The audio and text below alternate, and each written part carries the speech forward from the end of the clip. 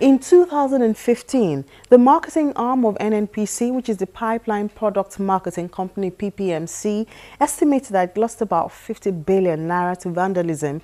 This amounts to about 531 litres of premium motor spirit, which many call petrol.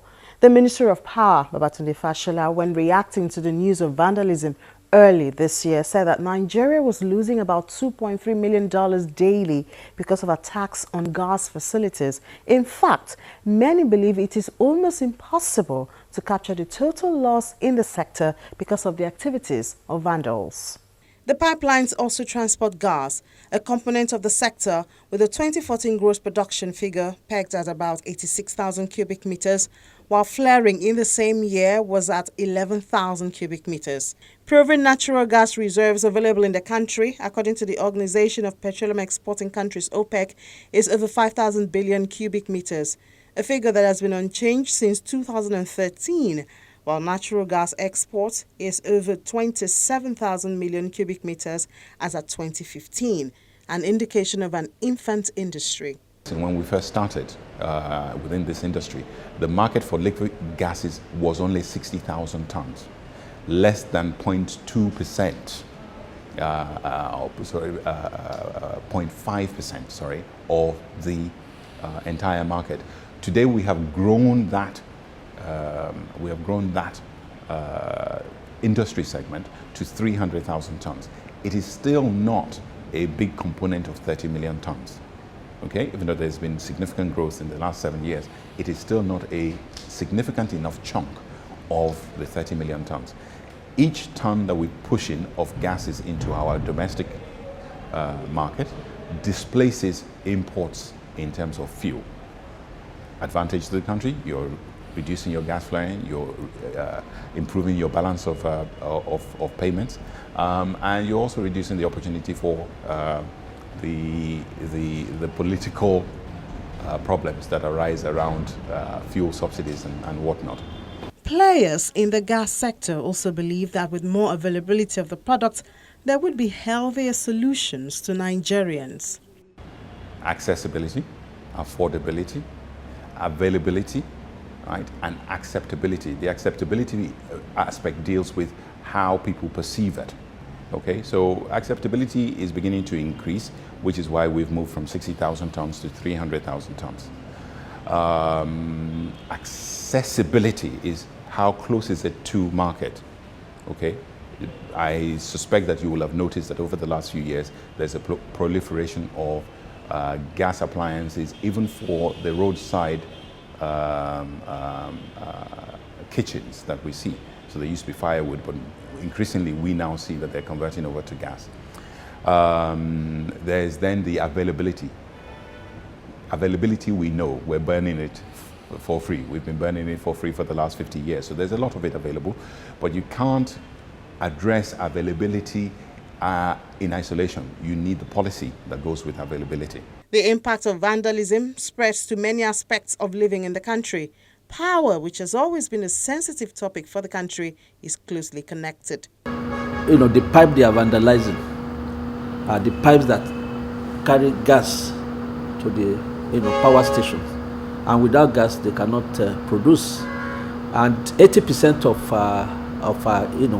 supply output comes from the thermal station, which uses gas. It's only 20% that come from hydro. We only have 3 hydro power stations in Nigeria. So I think earlier in the year, a major pipeline was vandalized. That was being repaired when this other one that they use also got vandalized. The effect on the power sector is very huge because it has reduced the amount of power that would have been given to us to distribute to our numerous customers. We don't even have enough anyway. Even when the pipeline was not vandalized, we've not had enough. We only the best we had got in terms of power. Power output from all the power stations was 5,010 megawatts. That was the peak, the highest ever, which happened sometimes this year, early this year. So we were thinking that we will be ramping up from then, going gradually to 6,000, 7,000, 8,000, and so on. But with this vandalism that is taking place there, it's really getting us lower and lower in terms of production of power. And this may unfortunately affect the target of 10,000 megawatts of power for the year 2019. It's going to be incremental, incremental power into the system. But with this, it's going to set us back. But we have the power stations, that can deliver up to 10 to 12,000 megawatts. We have them down. It's just that the gas issue is what is, the government had thought that year in year, as they are building more gas pipeline to all these power stations, will be increasing the amount of power that will be made available, to the country. The Niger Delta Development Commission, the NDDC, has not been quiet about this challenge. The commission has told the path of dialogue. As long as your neighbor is hungry, your chicken is not safe. So we must begin to guarantee the safety of everybody's chicken and making sure that everybody in the region has access to be able to create wealth. Now, if we then find those who are unwilling to apply themselves constructively and positively, I expect the IYC to fish them out. Because that is your responsibility.